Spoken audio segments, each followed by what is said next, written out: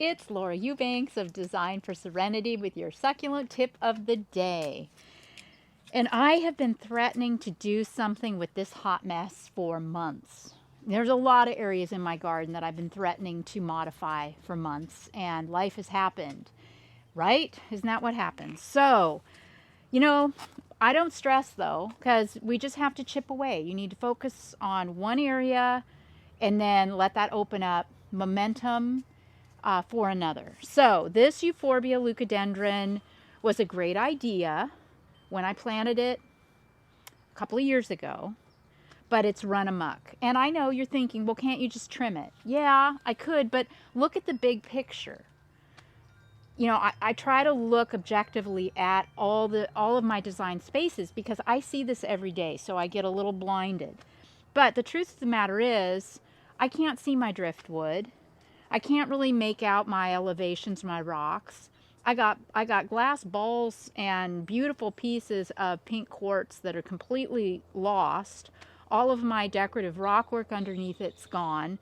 So what is my plan? I don't know. I'm going to take this out, but I don't really have a plan beyond that. Will I cut pieces and put cuttings back? Maybe. Or maybe it'll look good just open. So let's just dig this out and see, okay? All right, so let's see. Hopefully we don't have too much going on here with roots. Hasn't been in the ground that long. Oh yeah, it's gonna come out easy. Okay.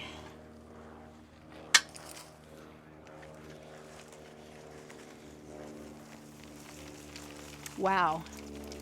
If I'd known it was this easy, I probably would have done it sooner. So what do you think? I can't see, but you guys tell me. How is it looking clean? I suspect it probably looks pretty darn good. Oh my gosh, there were actually 3 balls back here. And some green fiberglass. There's a bunch of green fiberglass. This stuff is pricey too. There's a bunch of green fiberglass up behind my silver fox mangave. Look at this. Whoa. Haha. Score. Oh my gosh, guys. Okay, look at all of that glass. I didn't even realize this was back there. I can't believe how much this mangave has grown. I know I'm thoroughly digressing, but that's okay. We'll take it as it comes. Exciting! I got this green glass at Southwest Boulder and Stone in Escondido.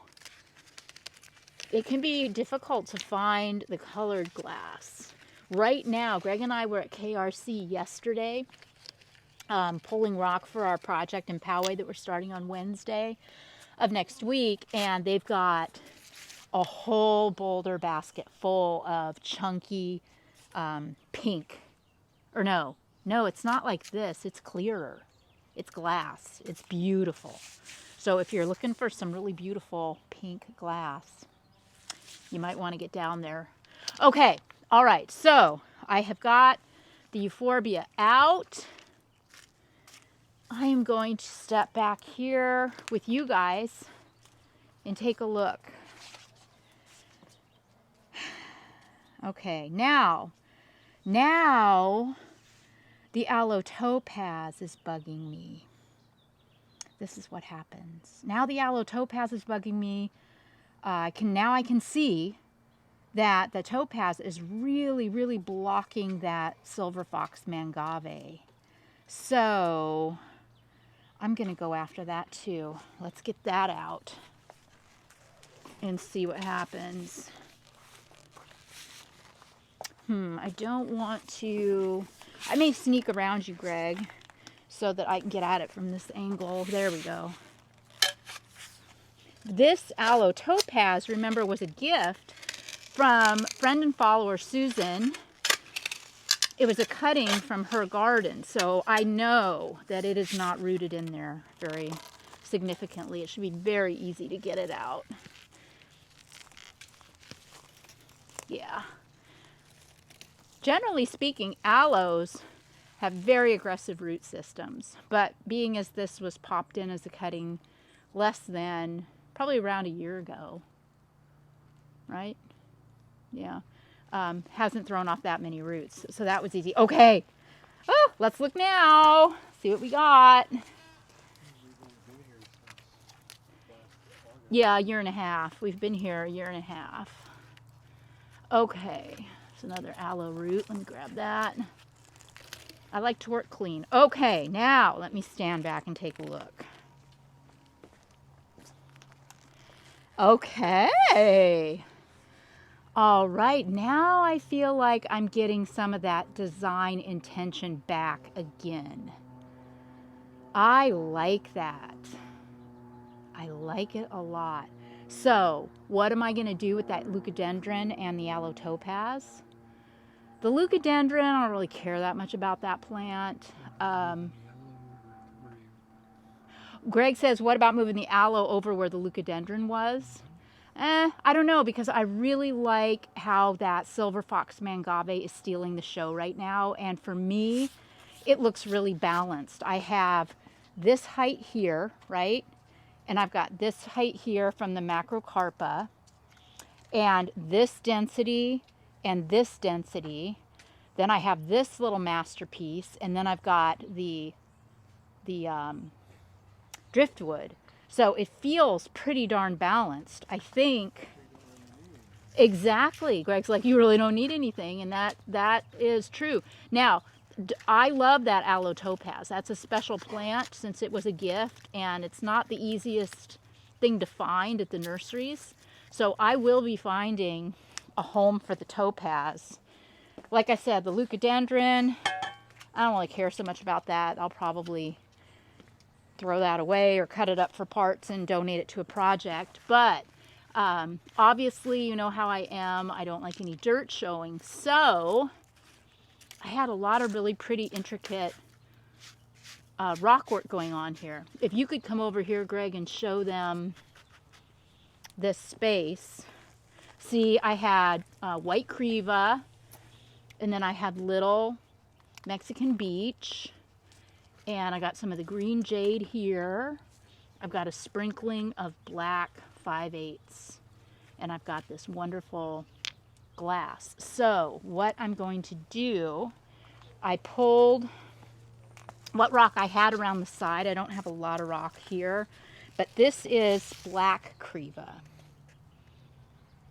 And I got a bunch of bags of this when I put the garden in, and I still had a few bags left. So I'm just going to splash that around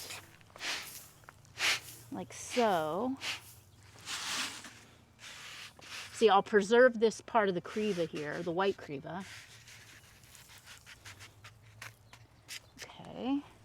Then I can take my pretty glass, pop that around, put my ball back. And I can sit with this. I will sit with this.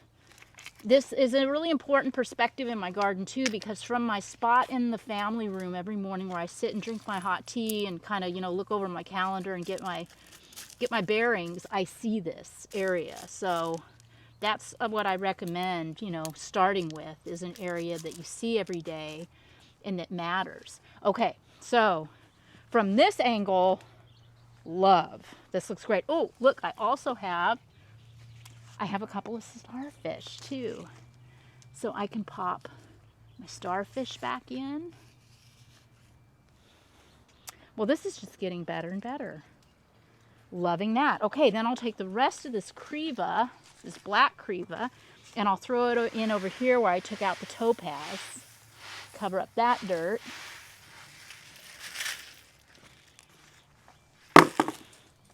And just like that, order is restored. I hope this has inspired you to get out in your garden this weekend and work some magic of your own. This has been Laura Eubanks of Design for Serenity in my garden in Vista, California, with your succulent tip of the day. Bye, guys.